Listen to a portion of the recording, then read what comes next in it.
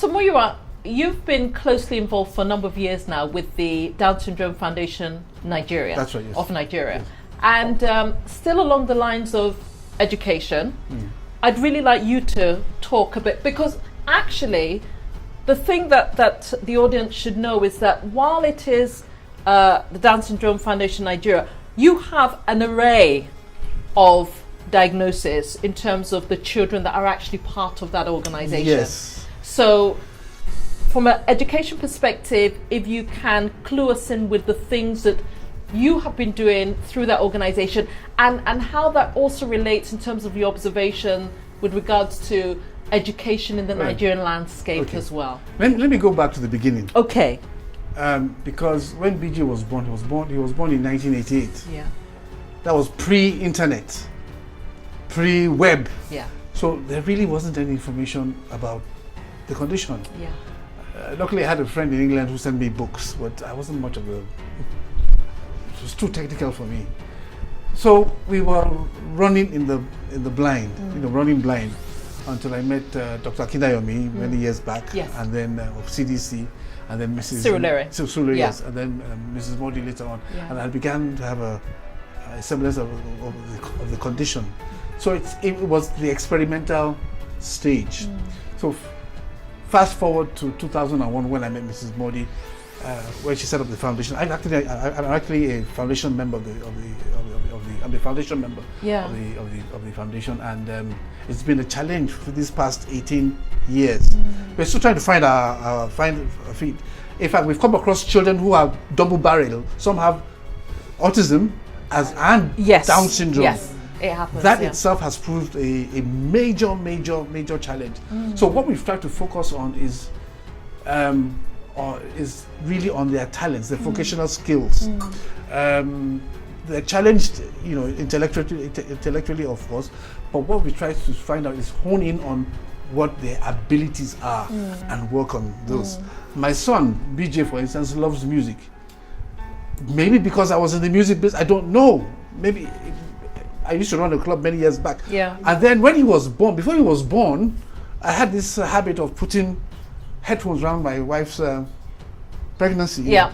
So I'll plug in all kinds of music, Yeah. whether it was classical music, jazz music, high life, all kinds of music. So BJ over the years has developed a sense of rhythm. Awesome sense of rhythm, also sense of music talents. For the other kids that we've come across, some of them they love catering, vocational skills, catering, bead making, hairdressing. As a matter of fact, which reminds me, the two of them, Solomon and another guy, another chap, who are actors. Okay. Solomon appeared on one of the Super Stories. So, yes, I think there's a repeat going on right now. Cool. And then another chap was invited recently to take a lead role in another movie. Yeah. So little by little, I'm making little inroads into various aspects of society, whether it's film, education, and so on and so forth. But a lot still needs to be done. But what I would advise to parents is this: do not panic. I think I used to panic a lot. I was worried about my child's future. Yeah. But I realized that the best thing you can do for your child who has this condition is to take one day at a time. Indeed. And allow them to develop like that, the proverbial bamboo plant. You plant the Chinese bamboo plant for 3.5 years, nothing happens, and all of a sudden they spring up. And I believe that we're moving in the right. And so it's very much what you're doing on a day-to-day basis will really have the impact. Yes, day to day. Day to day. Tammy, education. Let's hear from you, because I'm mindful that we the majority of the children that we're talking about have Down syndrome, but even beyond the audience and the people that they hear, we have other areas of special needs, cerebral palsy, hearing, and so on and so forth. So, Tammy, what's your perspective? What's your view, your experience in relation to our young people in education or without education here in Nigeria? I think not much is being done these children, these special angels. Like I was saying to a group of friends recently, if you talk of the educational sector, it's like they're catered to those who can afford it. But these children are not born to those who can afford it. Any person could have the majority. Absolutely. Yeah, it's not. How do you tell a parent who has a salary of say 40,000 to come pay a school fees of 70,000, which is almost impossible? Like for my son, I tried to get him into one of these schools, and I realized, look, I won't say, even if you want to make the sacrifice, if you pay this term, what happens next term? Yes. But I realized that he even had issues in school. From like he doesn't want to learn anything in the sciences. He's blown away by languages, so he wants to. Yes. So he's always reading the dictionary, trying to, he wants to go on Google to find out how is this word said in Spanish. That's amazing. That's amazing. Yes, and that was a problem in school. Because the teacher would say, "Oh, your son is disrespectful. He won't want to follow," and I'm like, "Okay." They want to put him into a box. Yes. And he didn't want that. So what I did was, I pulled him out from school, and then he's now sort of like homeschooled, and he has a fantastic teacher who works with his pace. So if he comes to there and he says, "I don't want English language, I want the Yoruba language," the teacher says, "Fine, let's do the Yoruba language." You understand? So he's like, "Okay, I want to find out what you could be doing Yoruba with him." Then all of a sudden he wants to say, "Okay, how is this said in Chinese?" And for the teacher, he keeps telling me, "This is a school for me." Yes, I am learning, words, languages that I didn't even know before. I call him my information box. If you forget something that happened, say 10, 15 years ago, he will tell you the day it happened, the time it happened. So for me, that's as much education that's anybody, because he knows things I don't even know. I remember, I don't know if I mentioned it to you, there was a day he was telling me who's the stock exchange chairperson of the New York Stock Exchange. What? And I was like, who's it? I didn't think I said, who's that? So he got really frustrated. I had to, let me ask my aunt, since she lives in the US. So I now sent her a message, please, who is this person? She said, "Oh, that's the stock exchange chairman of the New York." I was like, okay. And she actually went on Facebook to post it, like, my son who's, my nephew who's autistic said this. So she said it actually created, because some people just think these people are empty up there. No. They are not. No. Because some of them have higher intellect than the average child. So it's just for us to be able to find out, okay, what is it? It probably wouldn't be a skill. It could be somebody actually described my son as a servant or somebody used some savant.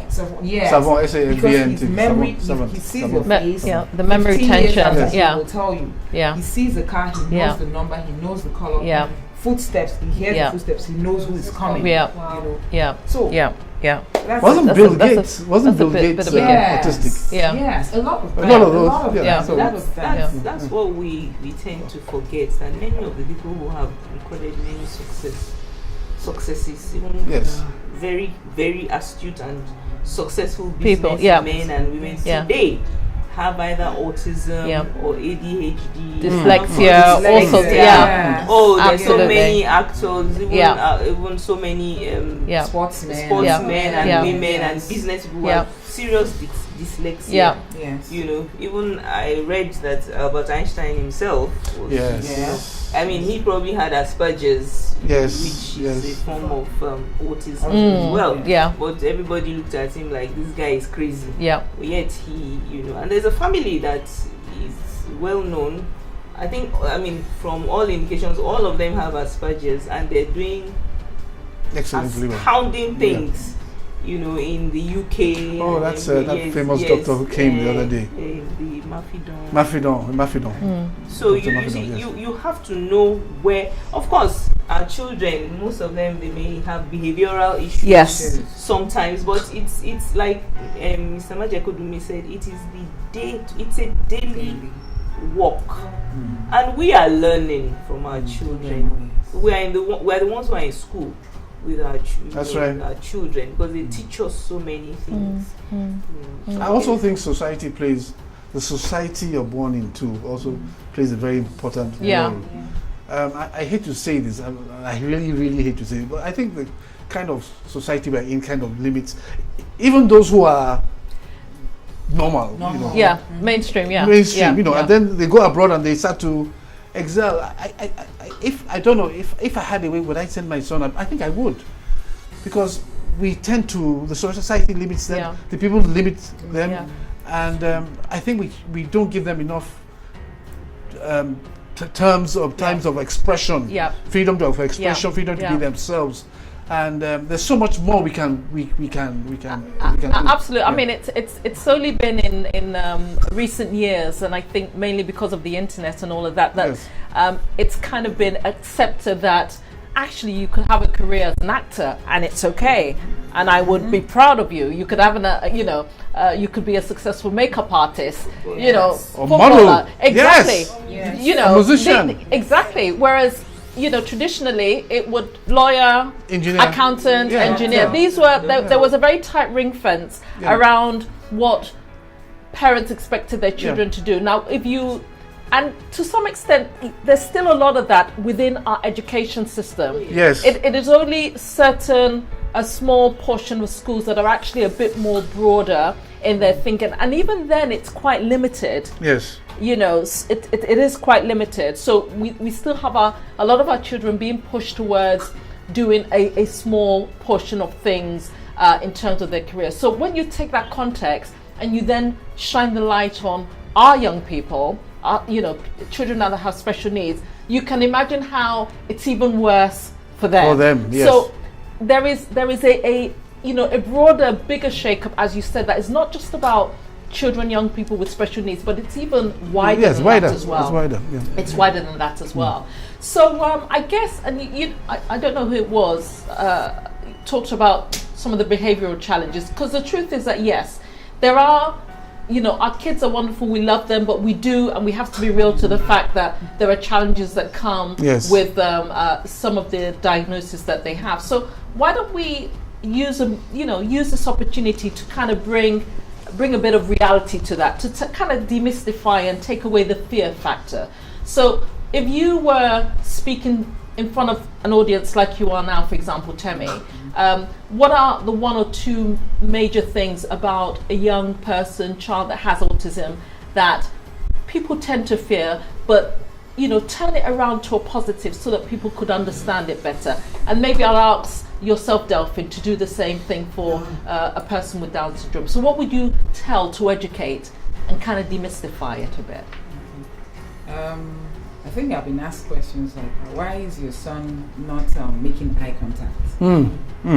I didn't even understand it up until I think I read a book where they said if an autistic child looks at you for a split second, he's taking close to like 5,000 pictures.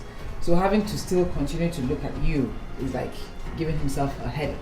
They've seen you on angles that you don't even know. You know, people will say, "Oh, I asked, your son is not dumb, is he?" And I'm like, "Why?" I said, "Oh, I asked him a question and he's not answering." And I said to them, I think most times maybe the question you asked, he's thinking is not appropriate. You know, maybe if he thinks, if you want to go step outside and you say, "Is that the door?" and he's thinking, it's a door. So why are you asking it's a door?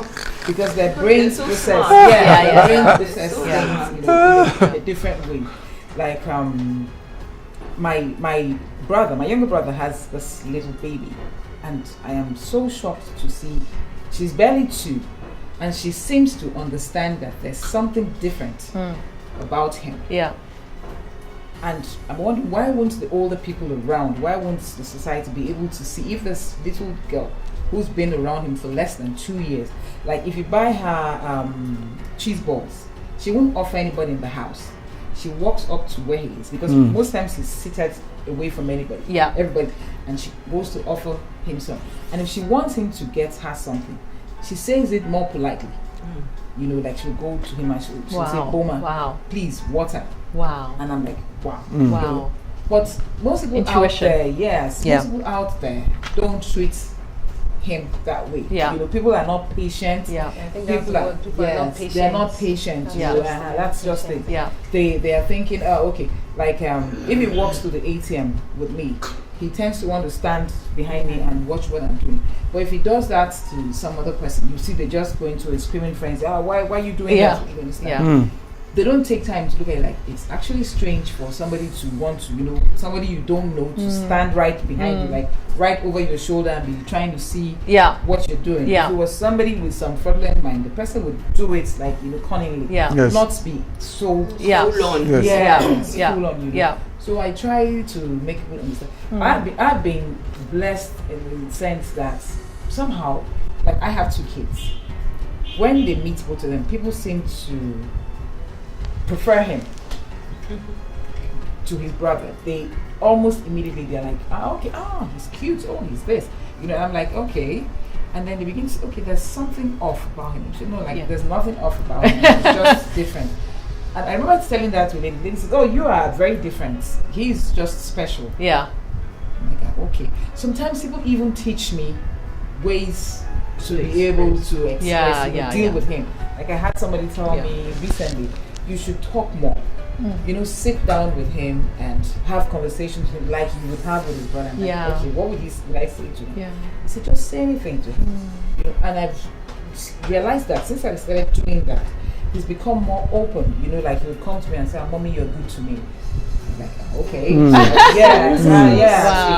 Wow. You know, and I'm like, okay, why did you say that? He said, Mommy, you're good to me. And you know, when you ask them repetitive questions that they think, okay, I've answered to, they don't even want to. They just, like, you know, go back withdraw. into the show. And I tend to put him out there more. Yeah. You know, like, I send him on errands. You know, what I would do is, I'll just maybe write a list and then go and then. But the problem is, if you send him on an errand before items and they don't have the 4th one, he won't come back. They go wherever to get it. And then the neighborhood, they sort of know him. Even if they don't have, you see where the shop owner will probably maybe tell somebody in the shop, please go get this from this other person. Because they know that he needs to have the 4th. So that also comes down to the way you have taking care of him. So they see that care. So the shopkeeper knows that this is Madam Tammy's son. She sent him on an errand. They can't get. Let's get it for him so he can get back home safe. So they take the lead from us. Delphine, what do you want to say? Well, I really commend you, Tammy, because that's amazing. You know, and I always say that you, as a parent, you are your child's voice. You will always be the person to say, this is not what my child is. This is what my child, you know, this is how he presents. And I've had various occasions with my child too. You know, fortunately my son is very calm. He's very, you know, but he can be stubborn. Yes, you know, he's very calm. But he can be stubborn. And his stubbornness that's genetic. Maybe that's comes from you know, when he feels that you don't understand him. You know, he's like, he can tell you, oh, I like your glasses, can I have your glasses? And you're staring at him and he's standing in front of you and saying, I want to have your glasses. And you're thinking, move. He says, no, I'm not going anywhere until you respond to me. So sometimes they can be firm, they can be stubborn, but it's because we don't take the time to step back and understand how to deal with them. So we look at them and say, this child, just like in class, they'll tell him. So I remember once his teacher said to me that he has a support teacher in class with him. He sent word to school that my son told his form tutor. He asked his form tutor, are you stupid? I mean, I almost freaked out because I was like, what? Where did he hear that from? And what it was, they had this they call it pastoral, where they discuss, they talk, and I think this is a new form tutor now who asked him a question. He said, oh yeah, I remember now, he wanted to check their fingernails if they were well manicured, kept and all of that. And my son goes, are you stupid? I mean, the impression was that how can you be checking mine when you know fully well that my mom will make sure that, you know, I'm well coiffed and all of that, you know. So I freaked out when I saw it. And as soon as he came home, I said, you know what, you're going to apologize to a teacher, you're going to explain yourself to a teacher, and I had to send a note. And you know, it was good because the teacher then said to me, oh, I fully understand. I know. I mean, ordinarily they will punish the daylight out of a child, or you know, make him face some consequences. But you know, those are things that you always need to constantly not make excuses for bad behavior, but always constantly let people know that, oh, your child is not being mean or is not being defiant. But this is, just like you said, you know, a child with an autistic brain thinks maybe 20 times, 30 times faster than we think. Yeah. So he's moved on from where you are. And you're thinking this child is rude. No, he's not rude. He's moved on from where you are. So you need to begin to check yourself. Sometimes that's why I said these children really teach us many things. Indeed. So I mean, I've had occasions where we were at an airport here in Lagos. I was seated. My son was seated. I mean, you think that he doesn't look like some tramp and everything. And this well-dressed lady with her daughter came. And there were 2 seats beside us. The daughter, of course, naturally plunked herself beside my son. And the woman was quietly telling the daughter, please get up, don't sit near him. And I quietly asked, I said, what's your problem? I find, over and above all of this, that it's the adults that are absolutely that are always that are more vicious. Yeah, wherever you go, are innocent. It's wherever adults. You go. Yeah, you're absolutely right. Would never invite. I don't know about you guys, but they will never invite your children to Christmas parties or to children's parties or anything. Because I mean, I can tell you many stories. But it's sad, you know. It's sad. I always ask, what are you teaching your children if you behave in this manner? So. No, I absolutely agree with that. The children are always great. You know, it really is the parents sort of. Unfortunately, sometimes it's just ignorance, sometimes it's just being cruel, but it happens. But having said that, I know a lot of good people out there. We all have experiences. But you see, you cannot, just like Mr. Majekujumi said, and you know, I think Tammy also touched on that. Sometimes it's the society that we are in. There's so many myths and superstitions. Superstitions. I mean, I remember one of the teachers when my child in the early days who said to me that her parents, her in-laws asked her to leave work because she was working with children with special needs, so that she doesn't get pregnant and have a child. Yes. So you begin to imagine that. I mean, and she loved the work. But then it was a choice between her marriage and her passion. And I said to her, I said, you know what? She came to me and I said, you what do you want? Of course, I mean, she wasn't working directly with me, but she was managing my child. I think at the end of it, I think a year later, when she got pregnant, she actually left. So people say, you know, that's why you hear them Obanje, Imeri, all kind of ridiculous names that they call these children because they don't understand. They don't. It's a lack of understanding. And so there was something that you said that I want to just kind of go into it just a little bit. We're coming to the end of the show. So all this thing about cultural beliefs, society, etc.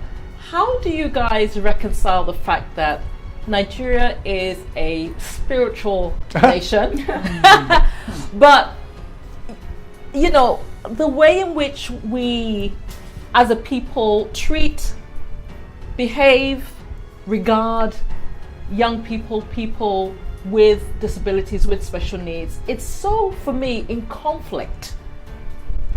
Fiona, we're not a spiritual nation. We're a religious nation. We're religious. Go on, talk. Let me hear. Spirituality.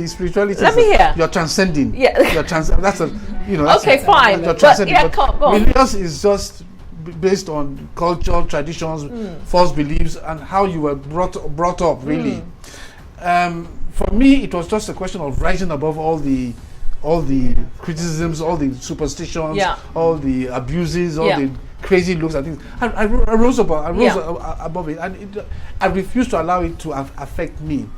I felt more sorry for them. I feel more sorry for people who do that than for our children, because there's a lot to learn. Yeah. You see, you talked about some societal, some social behaviors of our children. Yeah. Some of our children, depending on the way they were brought up, are so friendly. Yeah, so lovely. I'm so lovely. They walk up to total strangers. Yeah. And hug them. Hug you. Yes. Always hugging. Always hugging. Yeah. I'm hugging you too. Always hugging. Always. Yeah. My son would ask, "Have you eaten? How old are you?" Yeah. And he may even plunk down beside you. How rude.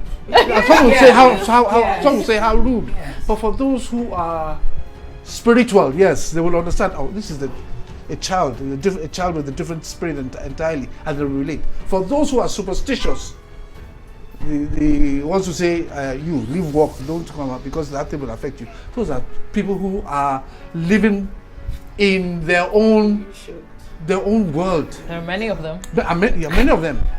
But I have absolutely no regrets about my son or your daughter, your son or your brother. No regrets. Yeah. Because they were given to us by God for a reason. I can't change society's attitude. What I can change is my response. Absolutely. To their attitude. Yeah. It's either I choose to react or respond. Yeah. So I'd rather not react. Both, but I will respond. Reaction is you're reacting without thinking. Response is you're thinking before you. Well, that's tautology. Yeah. But anyway, I've decided that it's my responsibility to show to the world that this is my son. Yeah. And I don't give it, damn what you think about him. End of story. Wonderful. Can I just say something? Yeah. It's interesting when you hit on that spirit. Something. It came. You know what? My mind flashed back to what someone said to me in church when I had my son. The first thing she said was, "Tell me, what did you do wrong?" Superstition. I was. My jaw almost dropped to the floor. I think they had to help me scrape off the floor because I thought, what? And you're supposed to be one of the leaders in the church. And I said, what did you do wrong? I didn't do anything wrong. Actually, it's a privilege that God has chosen. There you privilege. Yes. I like that. Chosen me to be the mother to this wonderful gift from God. And considering that I waited so many years before I had this child. So, it's like, how about you prayed now? You know how people come and say, but did you pray? You prayed now, didn't you? And I'm thinking to myself, so I prayed, and so this is it. It is what it is. Yeah. But I was shocked because it meant that just like the friends of Job, you must have seen. That's why God is punishing you. Yes, right. And I thought, oh, how sad. Well, what a perspective. What a shame. What a perspective. Yeah. In the church. Yes. I can tell you many stories. I pronounce it as shush. So we're different. And like Mr. Machet said, it is my responsibility. And I'm glad that for every one of us here, we've shown to everyone listening or whatever that it's our responsibility to tell you that children are fantastic. Yes. And they're here. Yeah. And I always say, whether you like it or not, they are here to stay. They're not going anywhere. So you best accept them. Yeah, absolutely. Yes. So I believe a shout from the audience there. So let's just leave it with last comments. A moment to just last word really that you'd like to sort of push out there. You may not get the opportunity again, but what is it that you'd like to leave this program with as a last word, final word? Daphne said it. Yeah. My son seconded it. Yeah. And I want to third it. And that the complete phrase is accept, educate, and then inspire. And love. Yeah. Thank you. Yeah. And love. Yeah. Accept, educate, inspire, and love. Yeah. Absolutely. And that's the kind of message we want. Anything from you? Ife, to add to that. Well, that pretty much sums it up for you as well. Yeah, from the sibling perspective. Yeah. What? Can I? And I'm sorry to interject. there are siblings out there that struggle. Oh, yes. Really, So what would you be saying as a final word to other siblings out there who have just have such individuals in their lives? What is that final word that you'd like to say to them? They're your sibling, either your brother or your sister. You just have to love them, because, like you rightly said, everybody, they're not going anywhere. Your parents will come and leave the world when they're much older, even if they don't die so early, but they become old, they can't do so much.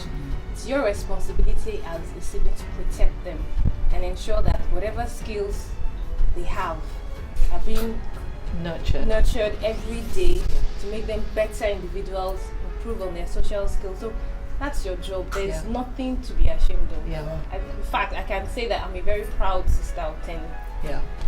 Every day, Tenny comes out with master artistic pieces that we keep asking ourselves, what goes on in your head? And it always gets better each day. So just keep loving them, keep being kind to them, and ensure that the world sees them the way you see them. I love that. That the world sees them the way that you do. I love that. Tammy, I'm going to steal that. Yeah, absolutely. I'm going to steal that. Tammy, I don't think I have much. I'll just say, let's just be kind to one another. Thank you. Let's just be kind. Thank you. I'll go with everything that's been said, guys. Fantastic. Thank you so much for being on the show. I hope that what we have done today, gets out to as many people as possible. You have been on Time with Flora. This is a Headway Point production, and we've been talking about young people, children with special needs, disabilities. Here in Nigeria, beyond our environment, it's a struggle sometimes, but once there is love, there is acceptance, inspiration and education. Yes. You're going a long way. So it's been a pleasure, guys. Thank you so much for being here, and we're out. Bye-bye, everyone.